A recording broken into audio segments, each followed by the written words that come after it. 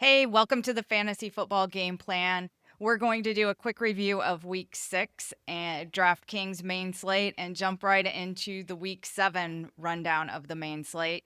Hit subscribe, drop us a comment, let us know what your favorite plays are this week. Week 6 was fun. Even our one-sided games provided some entertainment. They weren't as one-sided as we were thinking they were going to be. And then we had some fun getting to go to the Falcons game on Monday night. Yeah, we got to see the Falcons upset the Bills, so that was a great environment, even though it was 50-50 Bills-Falcons fans, but it was a fun one, and we definitely have some good games lined up. I'm kind of bummed that we don't have that the Lions-Tampa Bay game on the slate, but we are missing some of those key matchups here. I am too. I'm excited about the games that are at night. The Atlanta and San Francisco game is on Sunday night. Tampa Bay and Detroit on Monday night. Houston and Seattle on Monday night as well. We have 2 Monday night games again. We also have a London game again this week. I'm getting a little bit tired of these early games. The Rams versus the Jaguars. And teams on bye are the Ravens and Bills. Yeah, so some big names there, but let's look back to week 6. Judy, I know you had a great week in your tournaments. You want to run us through kind of what worked and what you saw like in the top lineups this week? Yeah, it wasn't a lineup I did on the show, but it was a lineup that I did on Sunday morning. I only created 3 lineups, and this one actually popped. I decided not to stack anyone and kind of just went, what I really liked at position by position. And I think we're seeing more and more that you don't necessarily have to have that stack to have the top scoring lineup in mine. And it was a lot of fun watching this one, but all of my players played in the 1:00 games. There were only 3, 4:00 games, but after the 1:00 games, I was sitting in first, and then I had to endure watching the 4:00 games and sweat it all out. Checking it after Um, every touchdown and just seeing people climb up. yeah, exactly. So I ended up finishing 5th, which I am extremely pleased with, but it would have been nice to have been first, and you know how drastically the the payouts ramp up. Oh, You yeah. know, first is in this contest, first was 1,000 and fifth was $65. So, uh, anyhow, so what made these lineups work? You either had to have Achane or Josh Jacobs. You basically couldn't afford both of them. They were both over 7,000. So one of them had to be in your lineup, but trying to stuff both of them in there it was very hard to do. You also had to have the correlation that we like of the home running back with the away wide receiver in the same game, and that was Rico Dowdle and George Pickens. So As having well that as combination. Achane and McConkey. Yes, yeah. So the same there, Achane and McConkey, that combination in these stacks was what made these lineups work. Anything else that stood out to you on these lineups? From there, The weird I had thing, Drake May, they had Trevor Lawrence. yeah, Drake May and Trevor Lawrence were very popular plays. Both ended up doing well. I am surprised that we don't see JSN popping up in either of these. He had a great lineup. We did see Brian Thomas Jr. have one of his spike weeks finally, which was good to see. He even had another bomb touchdown called back. I ended up playing some of him on Sunday morning, which I was thankful for. Yeah, I'm a little bit surprised too. JSN's just getting so expensive, and we're going to see that this week. The prices are jacked up even more this week, and it's really, really getting hard to pay for people that aren't delivering over 40 points. And those 40 point performances we don't see every week. That those are 2 or 3 a season and not weekly point scores that we see. So when you get down into the 30s, you can't pay for the people that are sitting above 8K unless they're going to have those performances of the year. Yeah, Otherwise, we're looking in that mid range trying to figure out who's going to pop and who's getting all the touches. Both of our lineups had T Mac, of course. We've been counting on him. I think we get to go a different direction this week and get away from T Mac. yeah, he had one good game, and now he's really priced up. I mean, he's like mid 6K, and he only had 3 catches on the year, so I'm going to be kind of avoiding him now that he's had that positive touchdown Yeah, me market. too. Yeah, last week at least he hit our touchdown prop, but only the 2 was it 3 catches? I don't Yeah. remember, 2 or 3. 3, yeah, 3. And even though this week's kind of easy, I just don't like him. And we'll get to that game in a minute. Well, let's jump into this week and hope that we can hit the top 5 again with our lineups. The first game that we've got, remember, we always are doing this in point total order. So who does Vegas think is going to score the most points? And this week it's the Washington at Dallas game, of course. Yeah. Washington's favored by 2.5, even though they're coming off that loss to Chicago. Over-under is 54. Dallas can't stop anybody. No, I think part of the reasons of getting rid of Micah Parsons was so that you were talked about first and everything for Jerry Jones. So here we are. We've got a 54 point over under. So this one should be exciting. It should be exciting. I don't know how much I want from this game. The problem is everybody's going to be on this game. Yeah. And I'm not so sure that you can just stack up this game because the pieces are getting expensive as well. First, let's talk about the quarterbacks. So we have Jaden Daniels and Dak Prescott, both coming off just above 20 points. And they're priced 6,900 for Jaden Daniels and 6,500 for Dak Prescott. Are you interested in either of the quarterbacks? Probably only Daniels from this game. I know Prescott's been running so hot and he's been so good the past few weeks, but I just don't think he has the upside that Daniels has with the rushing. Dak just does not take off at all. And then if we want a high scoring game, like I'd rather have the quarterback that can rush for a touchdown here too. Yeah, I would too. I can buy more into the game script that Dak's ahead and Jaden Daniels is having to run and do whatever to come back.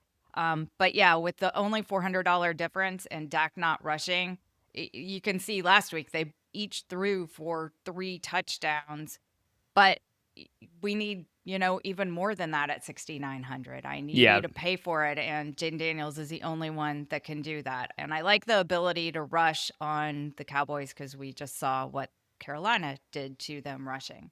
Yeah, absolutely. They're weak on both the ground and the air. So it works out. And however Jaden Daniels gets it done, we'll get the points for it. Yeah, exactly. We are expecting CeeDee Lamb back this week, which makes George Pickens difficult as well because they're both priced up.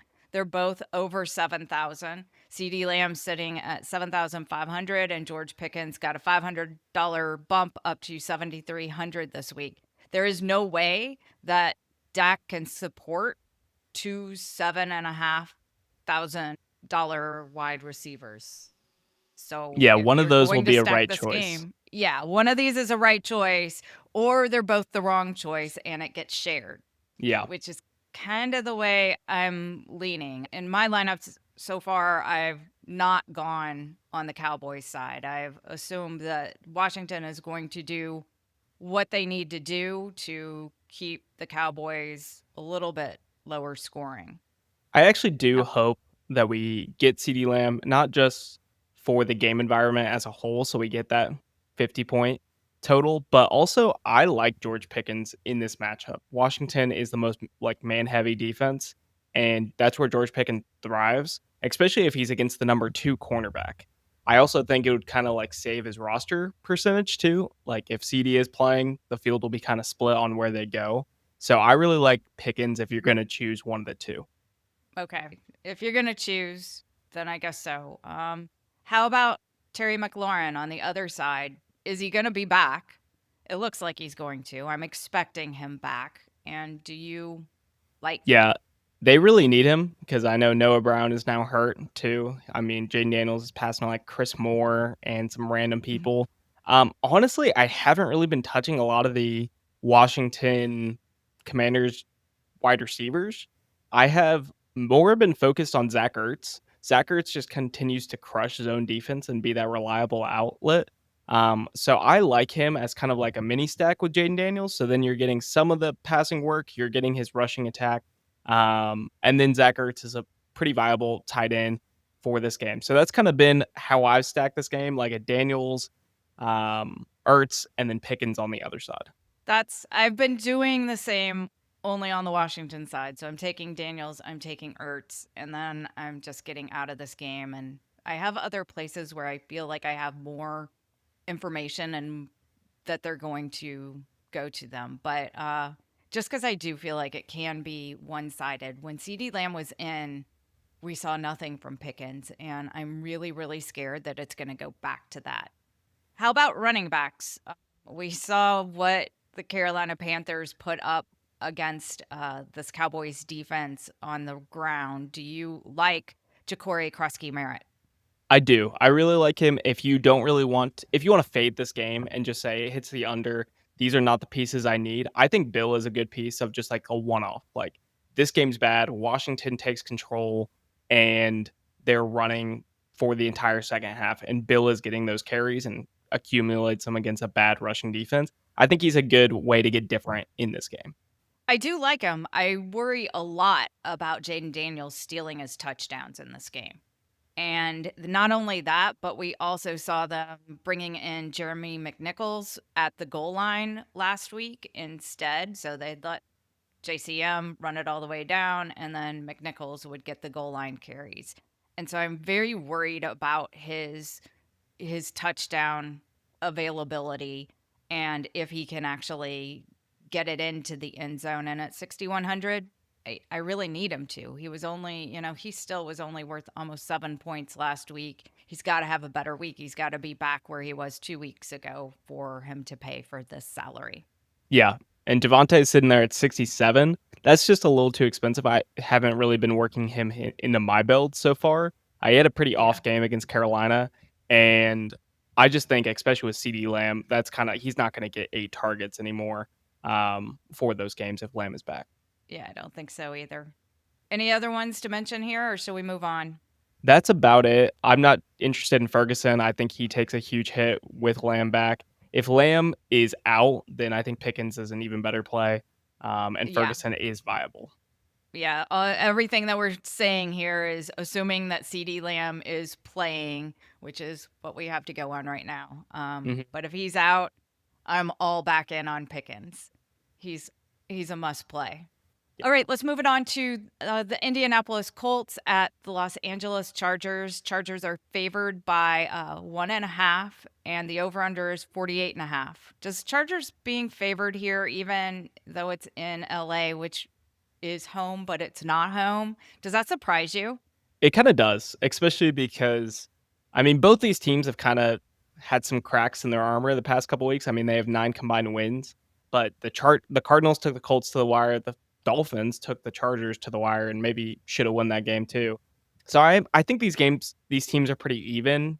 So maybe they're giving a 1.5 point spread for the home field they have in LA, but it's not like too many Colts fans will travel to that game. But I think these teams are pretty even. I do put it about a pick 'em game.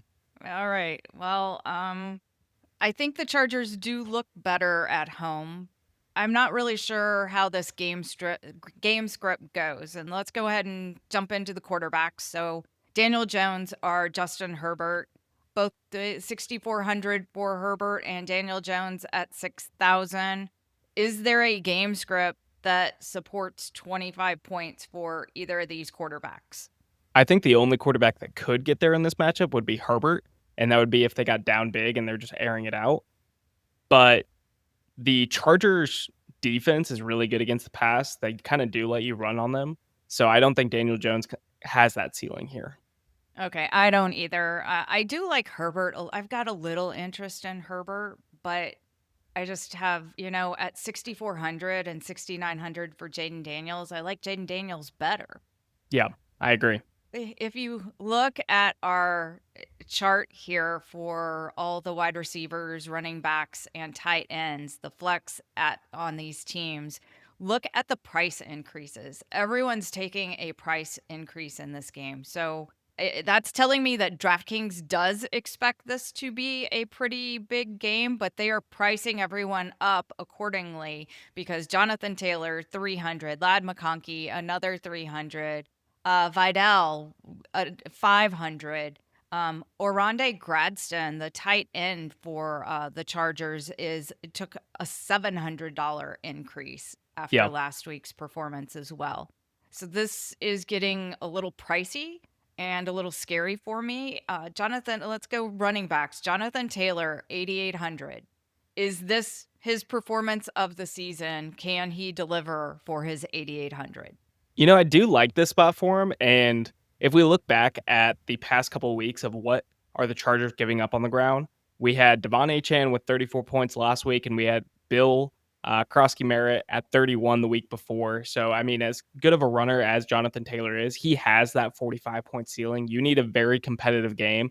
It just seems like such a thin bet to make that it's very competitive throughout. The run game is super effective, and you to get that extreme outlier case.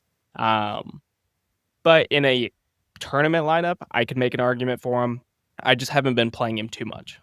I haven't been playing him because I don't have a lot of play down options this week. I've got some in the middle, and to pay up for anyone is very difficult. And when I say pay up, that's really 7,500 and above. So to try to get at 8,800 is almost impossible for me.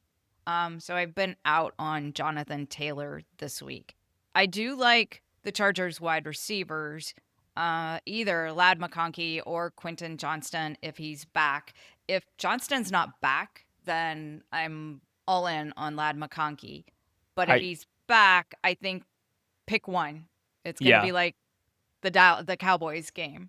you got to call your shot. I do think it's a little troubling that the injury is a hamstring injuries. Those kind of flare up, especially in those big play wide receivers. I mean, I feel like we've seen Mike Evans deal with it his entire career. Um, the other thing to note, too, is on the Colts secondary side, we saw that Ward in the pregame warmups ran into his teammate and got a concussion. If he is still out this week, that would be the top 4 cornerbacks Yeah. out for the Colts from who they had coming into the season. So they are kind of running very thin there against a talented wide receiver core.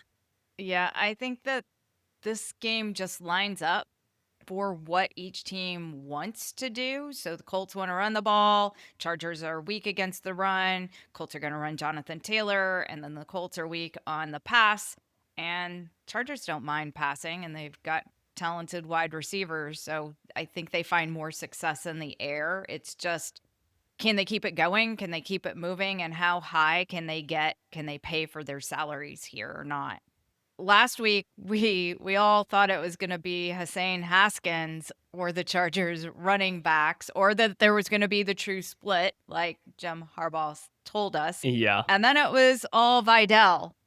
Vidal saw the $500 price bump and Haskins saw a decrease. So now there's $1,000 in between them. Do you think this maybe is Jim telling us, well, I'm going to run one week and one the next week? Or they both had carries early. It was just Vidal that was having a lot more success. Yeah, that's what it kind of seemed to be in the game, was just watching the two of them run it. Vidal clearly looked like the better runner. So I think they just Yeah. continue to go with them throughout the game. Honestly, I don't think they're going to have a lot of success on the ground against the Colts. So I don't think it'll really matter between the two of them. This team already wanted to kind of lean on Herbert. The matchup I'm more curious about is the Indy pass rush versus this depleted Chargers O-line. Can they hold enough to give that ceiling outcome for the Chargers? I think that's kind of what this game hinges on. Yeah, I can see that. Are they getting anyone back, or do we know this week on the Chargers line? Let me pull up Joe Alt too, because I know he wasn't placed on IR, but it looks like he is still not practicing right now. So, Okay. yeah, not So, yeah. practicing on the most recent injury report today. So if they're out without Joe Alt, that does kind of swing this game for me.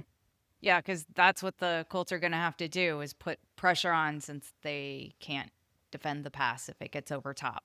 Yep. I'm still probably going to want to charge one of the Chargers wide receivers in my lineup or try to fit them in. And in that $6,000 price range, I like it. It's even more a mess on the Colts side, trying to decide if it's Pittman, Downs, Pierce, who's going there, or Tyler Warren as Yeah, and well. then They it's just seem Warren to, too. yeah.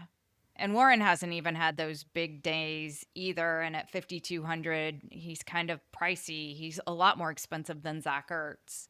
Hmm. And they're just spreading it around so much for the Colts. And it does kind of seem like they are almost a limited version of the Lions, where the Lions really like spreading the ball around and that everyone gets in the end zone, like the team aspect of it. I think the Colts kind of like that too. You can kind of see them hesitant to draw up red zone plays for someone that already has a touchdown, which is kind of weird to me. And even like Jonathan Taylor getting taken out once he already has his limit and Amir Abdullah coming in. So Yeah, it does limit their ceiling outcome. it definitely does, and I'm afraid of that here. I think the Hmm. Chargers are going to have to put some points on the board to win this game, just like they did last week, and that's going to be in the air. So I do like that. Yep. Let's move it on to the Las Vegas Raiders at the Kansas City Chiefs. Kansas City's favored by 12, and the over-under is 45.5. Chiefs are back. They're looking good. Just when, everyone thought that the Chiefs were done, Yeah. now they have a lot of healthy wide receivers, and they're getting Rashee Rice back this week. This game just can't be competitive enough to pay for anybody is my problem. I like And it. how do the Chargers, not the Chargers, how do the Raiders put up enough points to make Kansas City do anything? I don't think the Raiders, like, I'm kind of interested on the Raiders having someone bring back in garbage time. But I think the Chiefs, especially after years of being this kind of slower offense, this just possession offense, now they're finally pushing the ball down the field. They're getting their weapons back. I think they kind of need just like that cathartic experience. Like, let's light up the Raiders again and like drop 49 on them. We are fine with that. We lost the Super Bowl last year because we couldn't push it down the field, but we are still the Chiefs. And I think Patrick Mahomes is kind of enjoying that he has full control and they're finally taking these shots again. Well, let's talk about Patrick Mahomes. Patrick Mahomes is $7,000. He is the most expensive quarterback on the slate. Is he going in your lineups? Are you I have stacking him with somebody? I have made some lineups. I think he is a cleaner stack. He actually is scrambling a bit more than we think of him. He's not just a pocket passer. He runs the ball pretty well nowadays. But I'm very interested in the Rashee Rice stack. So especially week 1. Yeah, he ran. Mahomes ran 10 times last week, but that was the Lions. That wasn't the Raiders. Yeah, he's been an effective runner all year. And we know the Raiders defense, they're gonna just sit in those zone defenses. And that's kind of the defense that Mahomes and Rice can pick apart, and Kelsey to a All lesser right. extent. Well, I'm out on Mahomes at 7,000. I'm also out on Geno Smith because he isn't doing well. Yeah, Uh and let's move on to everybody else, all the flex players on this list. And I feel like maybe Mahomes spreads it around. Maybe they even try to get the running game going a little bit this week because they've had no running game with Isaiah Pacheco up to this point. But he's still 5,000. I don't want to guess here. So are you going with Rice? You just think Rice walks in and takes over for Hollywood Brown or Xavier Worthy? I do. And for a couple reasons. One, the matchup I think really benefits him. Vegas plays zone at the highest rate in the NFL, or actually them and Dallas basically are identical, dead last in the league. But also, so that matchup's really good against them. They're also really good against the run, and the Chiefs have not been able to run the ball against anyone all year. So I think it just kind of works that Kansas City's going to have to pass. They're not going to be able to run the clock out either. The only thing that's really going to be effective for them is this passing game, and it's going to be very effective. Also, we haven't seen Rashee Rice in a while. He only played the first 3 games last year, but in those 3 games, he was averaging 8 receptions, 96 yards, and about a touchdown in those games. And so I just want that. He's had plenty of time to get healthy with the extra 6 weeks off from the suspension. So I am kind of fine with it week 1 going right back to it. I'm going to completely fade this game and stay away from it. The only thing that I love is the Chiefs defense. I'm pretty sure they're going to get an interception on Geno Smith and a lot of sacks. They're 3,700. I haven't had that much money to pay up for my defense, but I do love the defense, and I can see where the defense just wins this game and they don't have to do a whole lot.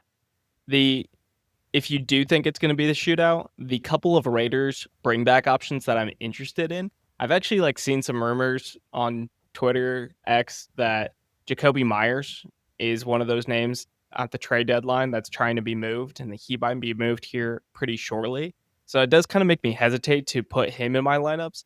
I've actually been leaning towards either Trey Tucker to show up for one of his games, just catch a long one in the fourth quarter, or the rookie, not Dante Thornton actually, but the other rookie, Jack Besh, who has been seeing more and more playtime.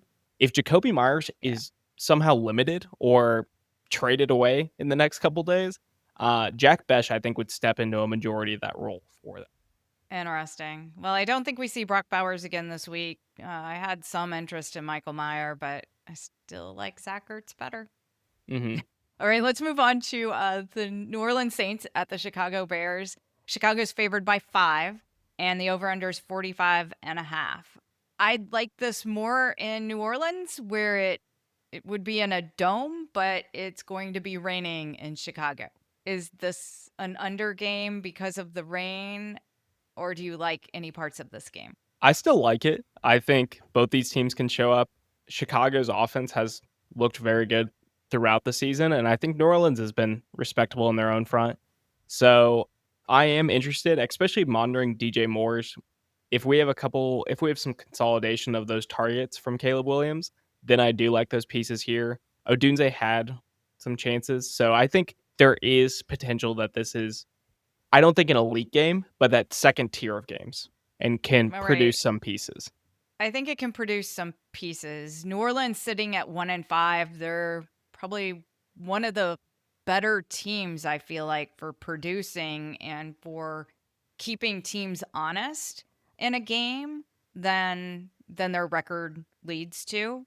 The rain does really concern me, but let's go through the quarterbacks. So we've got Caleb Williams and Spencer Rattler.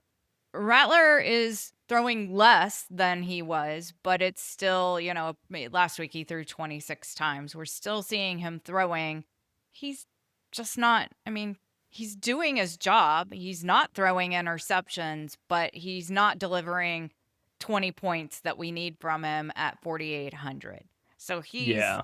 off for me. Caleb Williams, he doesn't rush well when he does rush. And at 5,800, I need him to do a little bit more. I I could be talked into Caleb Williams paying for his 5,800 salary, getting to 24 points, but that's about his top end in my mind. He did rush last week for 1 touchdown. Yeah, I feel like you kind of need him to repeat that to be viable here. So I've been off of him. I think it's more likely that one of the wide receivers has a good day and that it works out that way, but that you don't actually, Caleb Williams isn't going to be a difference maker this week.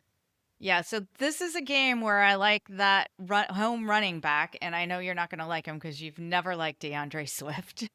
You just took a big X years ago and crossed DeAndre Swift off of any lineup, I think. Yeah. But DeAndre Swift at 5,700, I think is pretty good in a game in the rain, and the Saints have been giving up points to running backs.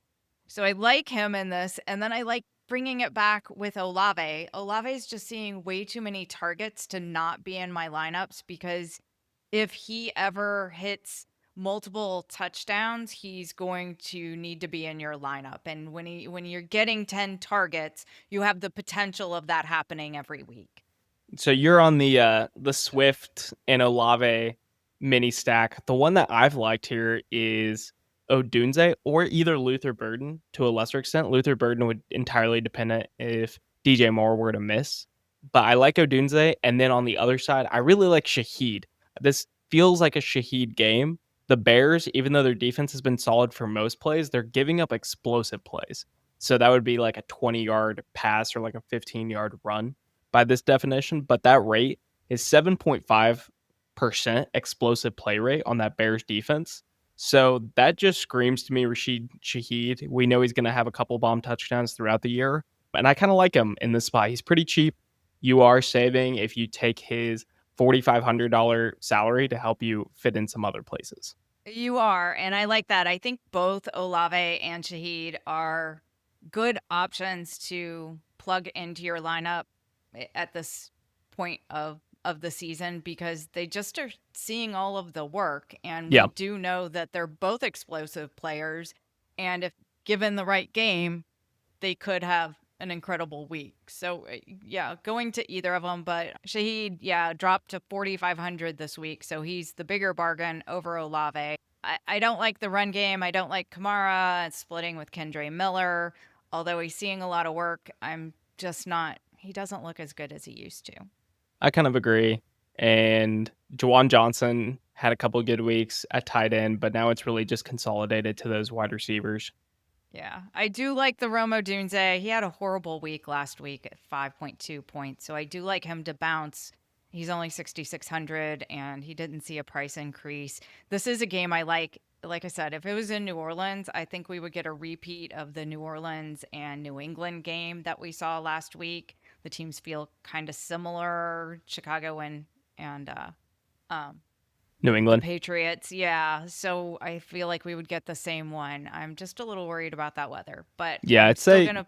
Sunday morning, put a reminder for yourself, check in on the weather, see what that forecast is. If it is bright and sunny suddenly, then I think this game gets a bump.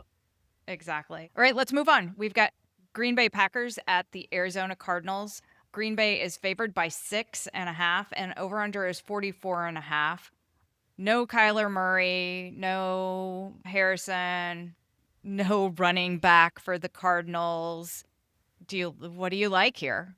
Yeah, I like Green Bay, I guess, in that Kyler Murray and Marvin Harrison were limited in the most recent practice report, but even then, I think this is a very good Green Bay defense, and I kind of think they'll have a pretty good matchup here against the Cardinals.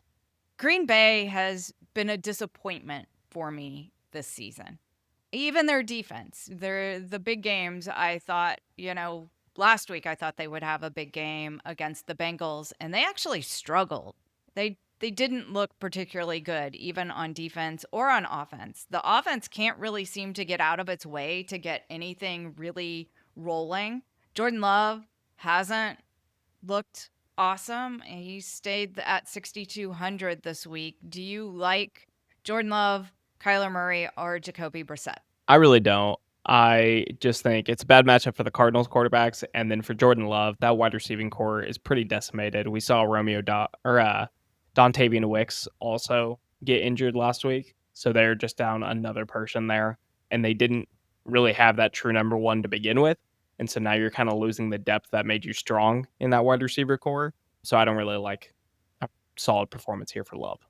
Yeah, Matthew Golden stepped up a little bit and his price dropped 300. He's down to 4,700. He is somebody that I'm interested in at 4,700 that could have that big day against the Cardinals defense. But I've honestly been playing the Cardinals defense. I always look for a defense at home. They're down at, oh, what are they? They're down at 2,100. So when you're Yeah, not paying up for somebody, then 2,100 is, the lowest defense that I can come through with. You've really just got to stop Josh Jacobs. yeah. I think this one's pretty clear as far as the pieces that have good matchups and that I'm interested. I like Josh Jacobs here. He had a couple touchdowns last game, and he kind of came through. He didn't quite get the 100-yard bonus. And then also Trey McBride, especially if Marvin Harrison Jr. is out, it just sets up they don't really have anyone else. Then it's Zay Jones behind him and Michael Wilson. So Trey McBride would just see a bunch of targets if that were the case. Yeah, he saw 11 targets last week, caught 8 of them, had a receiving touchdown. So he bumped up to 5,700 this week. But if you're going to pay up, that's where you pay up. I think the Green Bay defense is still pretty good. So I've stayed away from paying up for Trey McBride, and I've chosen to pay up at other places.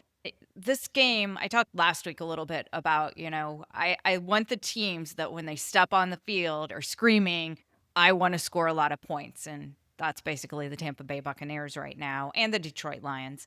Neither one of these teams does that for me. Both of these teams are really happy winning 13-0. Yeah. I think as the win's the most important thing. They do not care about aesthetics here. And the Cardinals will probably keep it close. I like them probably to keep it within 6.5 at home. But yeah, I don't think we're getting a difference-making performance from anyone in this game. Yeah, I don't either. So I can't pay for Josh Jacobs this week. Let's move on. We've got the Philadelphia Eagles at the Minnesota Vikings. Eagles are favored by 2.5. Over under is 43. Um, Minnesota's coming off a bye, coming back from Europe, got a bye. They're trying to figure out their team. We don't know this week yet whether it's going to be JJ McCarthy at quarterback or Carson Wentz. I'm not really sure it matters. They're both priced at 5K and they both have the questionable tag because we saw Wentz get a little banged up last week, or not last week, but 2 weeks ago as well. Hertz isn't running as much other than when they're doing the tush push 4 times in a row, which none of us want to watch. Yeah. Do you like either of these quarterbacks? Or any three of these three? I don't know. Honestly, this feels like my blind spot currently, where it seems like it should be exciting. It has the star power here, but a 43-point over under is kind of scaring me off, and just it doesn't. Neither of these teams really have good vibes about their offense right now, so it kind of feels like we'll get more of a defensive matchup here, and that's kind of how I'm leaning. I don't know that we get a defensive matchup, but both offenses can't get out of their own way to score points. The Eagles in the loss to the Giants last week, Barkley had 8 of his 12 rush attempts. I believe it was 12. 8 of his 12 were in the first half of that game, and 56 of his 58 yards came in the first half. So, and they were only down 3 going into the second half. It wasn't like they were down a whole lot and needed to start airing it out. They literally chose to go away from Saquon. I don't know why they're doing that. There have been way too many games that I've watched the first quarter and gone, "Oh, they're going to run all over the other team," and then they just stop running Saquon. Yeah, it has been weird. And the thing about the Eagles too is they have so much talent on that roster. Is the moment that you start getting these losses piling up, there's a ton of questions and players yelling at the coach and kind of interesting news because it always feels like a mismanagement of talent. You know, if you're not getting AJ Brown involved, it's like, what are you doing? Then you're not giving it to Saquon. It's like you have so much that any loss is going to feel very bad. I do like Saquon to bounce back here. I think he's kind of an interesting pivot where he's right up there. He's not cheap still, but like no one's going to play him either. He's been pretty bad this year. Yeah, no one's going to play him. He's at 7,700. We at least perceive that Minnesota has a good defense. I don't know that that's really the truth, but that's perception. I also have the perception that I believe in Kevin O'Connell, and I like that the Vikings are coming off their bye week, and I think Kevin O'Connell's a good coach, and I think he thinks he needs to score points in this game. So just like we were talking before that they don't think they need to score points, I think O'Connell does have that perception. I need to score points.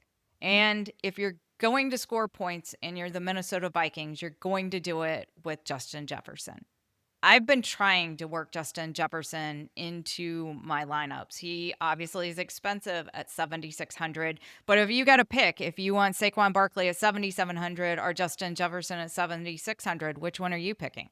I think You're going neither. I am kind of leaning neither. This is the game I've been avoiding, but I do like a way where if I'm going to play this game, I kind of want both or neither. Where I think for them to push each other, they probably will both end up having good games. I think I would say if just one of them does it, then I would go on the Saquon side. That somehow the Eagles get on a lead and they actually remember they have one of the best running backs, and they just continue that through the second half and they wake up. But that would kind of be my lean. But I understand the Justin Jefferson argument. Yeah, I like Justin Jefferson. I don't mind Jordan Addison to fall into the end zone either, and he's 5,100. So I do like the wide receivers. I'm not much on the running backs for the Vikings with Mason or Akers. I'm going to stay out of that for now, but I like the wide receivers. Yeah, And then I'm just going to stay away from the Eagles wide receivers that can't figure out how to score. fair enough. All right, let's move on to the Carolina Panthers at the New York Jets. Carolina's favored by 2. Over under is 42. Carolina is 0-3 on the road. In those 3 losses, they have averaged scoring 15 points in a game. When they're at home, they've averaged 29 points a game. Which Carolina Panthers shows up in New York? Yeah, this game might be kind of ugly. I do think the Panthers probably get it done. They actually, when the books opened, the Jets were favored, even though they're 0-6 and kind of looked terrible last week. And then it swung to Carolina. I do kind of lean on that side. I just think they're a little bit more consistent. And so I'm kind of on the Panthers side here. What about you? I think the Panthers win, but this is not the Panthers that we saw last week. I think they can get a win on the road, but I think they have issues playing on the road for some bizarre reason. And then we've got all the injuries to the Jets team that is really going to set them back. But let's go through the quarterbacks first. Justin Fields, Bryce Young, 5,700, 5,300. I don't see Bryce Young repeating his 3 touchdown game this week.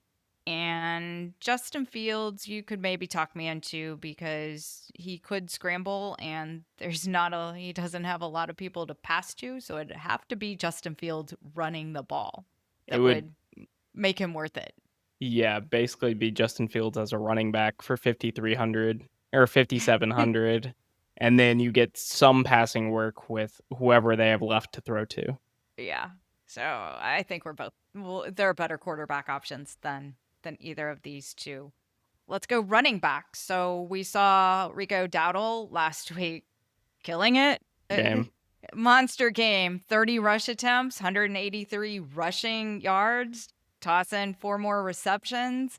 And all those rushing yards though, and he didn't have a rushing touchdown. He had a passing touchdown or a receiving touchdown. And now he's got a bump up for 1,000K. And then we probably are going to get Chuba Hubbard back this week.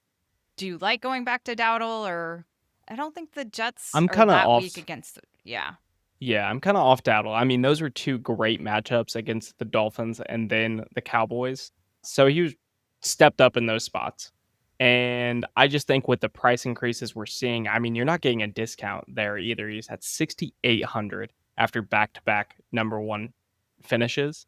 So I'm off Dowdle this week entirely. And Chuba Hubbard, especially with him coming back, even if Rico Dowdle's the clear number one, if he loses like a third of that volume to Rico or to Chuba Hubbard, then there's no way he can pay off that price tag. Yeah, I don't see it either. On the Jets side, Jets are going to be without Garrett Wilson. They may be without Josh Reynolds. Alan Lazard wasn't at practice because he's got personal issues.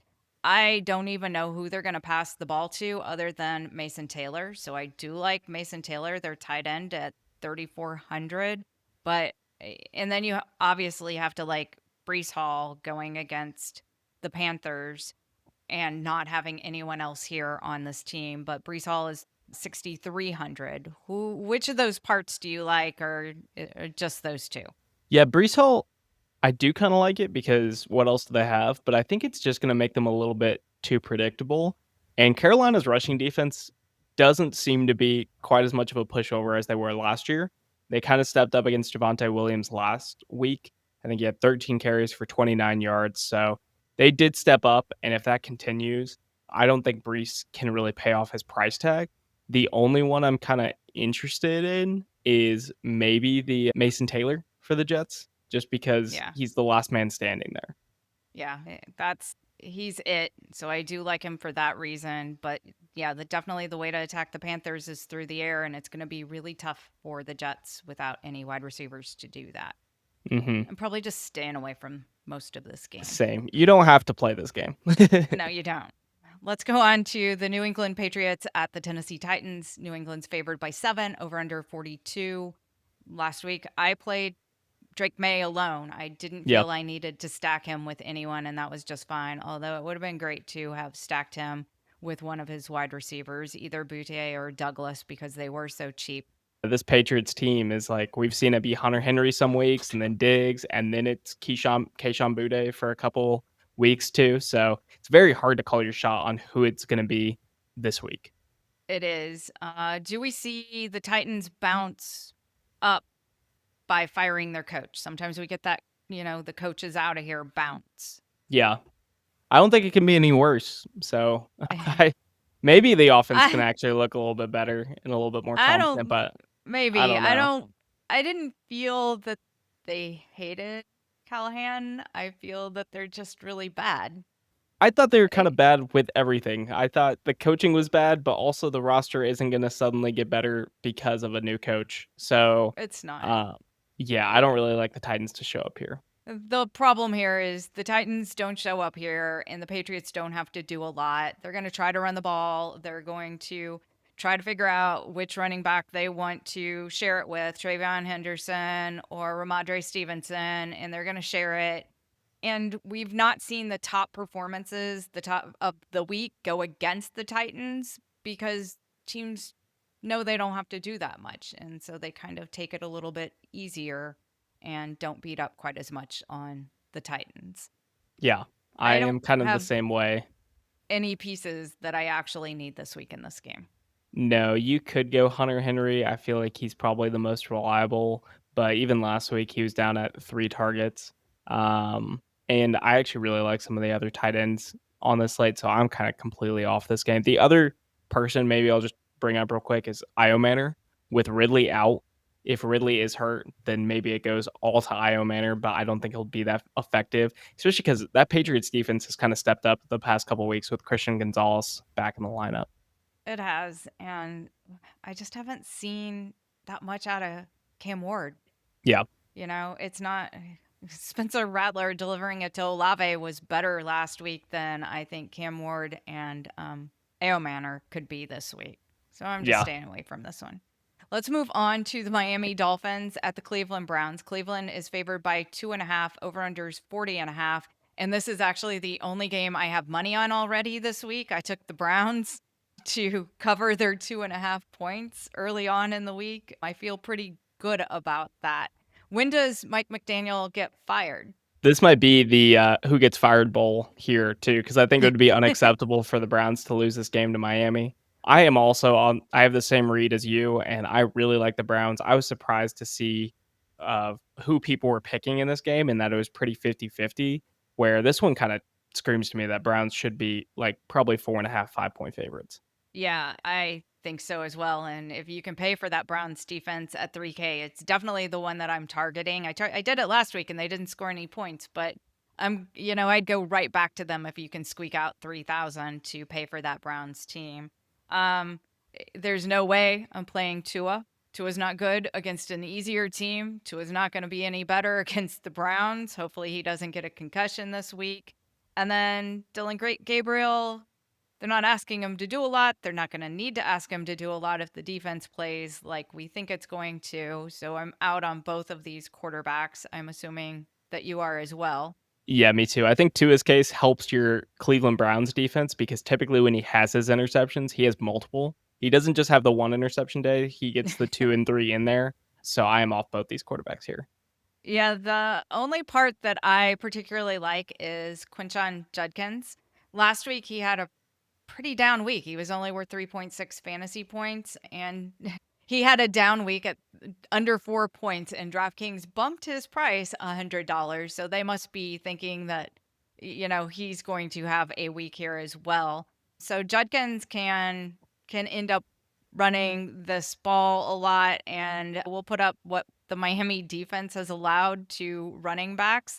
They've got 4 performances to running backs over 20 points. And Rico Dowdle, week 5, ran up 35 points. I think we can even Vidal last week had 25.8 points. So I think taking Quinshon Judkins at 6,000, he can definitely hit that 24-point total that we need to get out of him at that price. Absolutely. If you're letting Rico Dowdle and Kamani Vidal look that good against you, I actually think Quinshon Judkins has looked great too. Well, just like watching him, he looks pretty special out there, especially when he gets into space. So I'm very excited to see what he does in this spot. I was kind of robbed of the Omarion Hampton against this Miami defense, but maybe we'll kind of get a reflection of that with Quinshon Judkins against this Miami defense. Yeah, maybe. I do like that. That's all I'm taking out of this game. Anything else you like? I think Harold Fannin Jr. is interesting. He had 10 targets and 7 catches for 81 yards last game, and they just love targeting their tight end. And also, Njoku is hurt now. So Njoku in his own right, before he got hurt, had 6 more targets. If you're seeing 15 targets as a tight end, that is insane. That is like past Trey McBride levels, and especially in full point PPR, can easily pay off a $3,900 price tag. Yeah, he got a bump of $500 this week, but still, that at 3,900, he's a bargain compared to McBride. Yeah. I think you kind of have to pick and choose one of those. We saw Dylan Gabriel pass for 52 times. I think they lean into the running game this week. So I'm on the Quinshon Judkins primarily. But if you want to go into Fannin, I like that play as well. Yeah, I can see that they would be trying to figure out some passing routes as well. Let's go on to the last game on the slate, which is New York Giants at the Denver Broncos. We get to see Jackson Dart and Scadaboo see what they can do against the Broncos. Keep it going. Yeah. Hey, what do you think? Can they? I don't like them here. I think this might be a game that you turn off, similar to Denver's last game, and another like 25-point over under.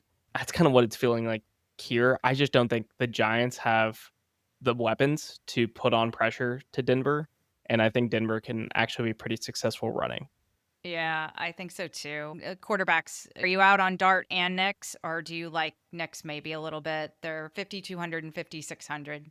I'm out on both. I think also maybe some people might be playing Jackson Dart with just how much he's running. He's had 54 yards, 55, and 58 in his 3 games, but that's kind of Denver's defense specialty.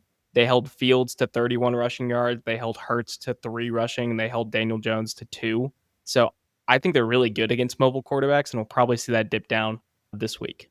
Yeah, I think so. I am slightly worried. I pulled the defense numbers for the Broncos, and they've allowed a couple top performances to Jonathan Taylor and Omarion Hampton this year. Almost 25 points and 32 and a half points for Jonathan Taylor. Can Scadaboo deliver something like that in Denver? I would note, when I first pulled this, I thought that Denver on the road was the issue, because if you look at these performances that they've allowed above 10 points, only one was at home, and that was to Chase Brown, the Bengals. But then I realized that they've only played the Titans and the Bengals at home in Denver. Yeah. I honestly don't think that Scadaboo can have a great ceiling game this time. I mean, he came up with 3 rushing touchdowns last week. I don't think that's repeatable at all in this spot against a really good Denver defense. I don't either. I don't And mind some of the Broncos side, but no one that I'm, particularly loving. I could get on board with J.K. Dobbins, but he's 5,600. He could definitely have a bounce back week. The whole Broncos team is looking a little bit to bounce back from their bad performance over in London. yeah, also on that note, I kind of like Sutton in this spot. He had just 1 catch for 7 yards. I think that changes here. It's just the biggest question with these Denver pieces. I like Dobbins. I like Sutton. It's just, are they going to be a difference maker in this slate? And I have a tough time kind of selling myself on that. I do too. I feel like Vegas is telling us that we shouldn't be buying into this, no matter how much we want to jump on the Jackson Dart and Scadaboo train. Yeah. All right, are we ready to do some lineups? Let's talk about some All right. lineups. You want to go first? What do you got? Sure. I have a couple here, and the first stack leans completely into the Kansas City Chiefs passing game resurgence, and it's Mahomes stacked up with Rice. I didn't really want to take a chance with another stacking option there, but then I actually like Jack Besh as that garbage time bring back. That might change later to Trey Tucker, depending on kind of how the news shakes out later this week. For the running game, I like Josh Jacobs and Javonte Williams. I just think as favorites or just being part of that high 54-point game, we talked about having the running back and really no one else from that game. And that's kind of how I'm playing that Dallas Washington in this lineup. And then I like paying up for McBride.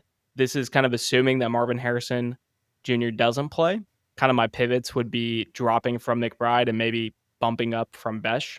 And then I really like Shaheed. Shaheed appears in both these lineups. Rice also appears in both these lineups. And then for the other one, I went for the Commander side. I just think it's going to be played less. So I played Daniels, Zach Ertz, George Pickens, and then paid up for Jonathan Taylor and got Quinshon Judkins. So a lot of firepower in the running back room there. Yeah, you definitely worked a lot into that lineup, and you got to pay for the Browns defense in yours. I just can't buy into to the Kansas City and Raiders Pass and game. attack. That's yeah, I'm Hmm. just out on that, and that's I don't know. We're gonna see. But these don't look bad. You've got lots of talent in there. You've got your pay up options, and somehow you saved more money than I did, so you could pay up for your defenses where I couldn't. So who'd you go with? Yeah, so I've got the little stack with Jaden Daniels and Zach Ertz, but I'm not going to bring it back with anybody on the Cowboys side because I just don't know. I don't feel like I've got a clear picture on the Cowboys this week with what's going on. If CeeDee Lamb sits, that all changes, and then Pickens has got to be in your lineup. Yeah. That's the way it is. Um, then I have the other game correlation with DeAndre Swift and Chris Olave. So going into the Bears and the Saints game, and I really like that core four. But then I go picking apart other parts of other games that I also like. I'm going with Judkins as well. So we're both going with Judkins. I like Brees Hall for the Jets as well. So I've worked Brees Hall and Judkins in. Hall is my flex. And then for my wide receivers, I've got Justin Jefferson. I think he's got to step up for the Vikings if they're going to win that game. And I like the attitude there for the Vikings. So I liked paying up for him. And then I'm going to Lad McConkey. Either of those, either McConkey or Quinton Johnston work, especially if, I mean, obviously McConkey if Quinton Johnston is out, but either works, whichever one you want. They're like $100 different. And then because I had no money, I had to punt for defense and I picked the Cardinals. So we'll Yeah, see how that goes. you could do worse at home for 2,100. So not a bad Exactly. play. No, I got a lot of home running backs that I like, but That that's pretty typically much gets it. a bump up. I think Judkins, actually, after talking through, probably is my play this week. He feels like that standout option for his 6,000 price tag, and I'm pretty excited to work him into some more lineups. I think so too. Hopefully, it doesn't disappoint us. So that's it for our week 7 main slate. Hope everyone enjoyed the game review. Hit subscribe, leave us a comment with your plays for week 7, and again, don't miss the early game in London.